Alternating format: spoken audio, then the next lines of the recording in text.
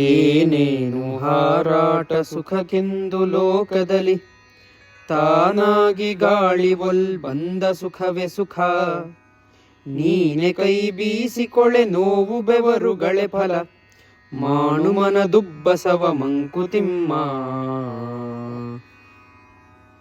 ಈ ಪ್ರಪಂಚದಲ್ಲಿ ಮನುಷ್ಯ ತಾನು ಸುಖ ಪಡ್ಲಿಕ್ಕೋಸ್ಕರ ಅಥವಾ ತನಗೆ ಸುಖವನ್ನು ಗಿಟ್ಟಿಸ್ಕೊಳ್ಬೇಕು ಅಂತ ಅದೆಷ್ಟು ಹಾರಾಟವನ್ನೆಲ್ಲ ಮಾಡ್ತಾನೆ.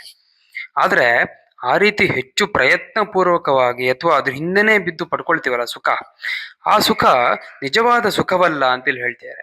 ಯಾಕೆಂದ್ರೆ ಯಾವುದು ತಾನಾಗೆ ಲಭ್ಯವಾಗುತ್ತಲ್ಲ ಅದೇ ಆ ಸುಖವೇ ನಿಜವಾದ ಸುಖ ಅಂತ ಒಂದು ಒಳ್ಳೆ ಉದಾಹರಣೆಯನ್ನ ಇಲ್ಲಿ ಕೊಡ್ತಾ ಇದ್ದಾರೆ. ನಮಗೆ ಸೆಕೆ ಆಯ್ತು ಅಂತ ನಾವು ಗಾಳಿಯನ್ನು ನಾವೇ ಬೀಸ್ಕೊಂಡಾಗ ಎಷ್ಟೊತ್ತು ಬೀಸ್ಕೊಳಕ್ಕಾಗತ್ತೆ, ನಮ್ ಕೈಯೇ ನಾವೀಗ ನೋವಾಗ ಶುರು ಆಗತ್ತೆ, ಹೌದ್ ತಾನೆ? ಆದ್ರೆ ಎಲ್ಲಿಂದನೋ ಒಂದು ಒಳ್ಳೆ ತಂಗಾಳಿ ಬೀಸಿದಾಗ ಅಥವಾ ನಾವು ಮನೇಲೆ ಒಂದು ಫ್ಯಾನ್ ಹಾಕೊಂಡು ಗಾಳಿ ಬರುತ್ತಲ್ಲ, ಎಷ್ಟು ಖುಷಿ ಆಗತ್ತೆ, ನಿಮ್ಗೊಂಥರ ತಂಪು ಅನ್ಸುತ್ತೆ, ಹಾಯ್ ಅನ್ಸುತ್ತೆ. ಹಾಗೆ ಈ ಸುಖ ಕೂಡ ಅಷ್ಟೇ, ಅದು ನಾವು ಹೆಚ್ಚು ಪ್ರಯತ್ನ ಹಾಕಿ ಅದರಿಂದನೇ ಬಿದ್ರೆ ಅದು ನಮಗೆ ಏನೋ ಅಷ್ಟು ಸುಖ ಅಂತ ಅನ್ಸಲ್ಲ, ಕೊನೆಗೆ ಅದೇ ಬೇಜಾರಾಗತ್ತೆ, ಅದೇ ನೋವಾಗ್ಬಿಡುತ್ತೆ.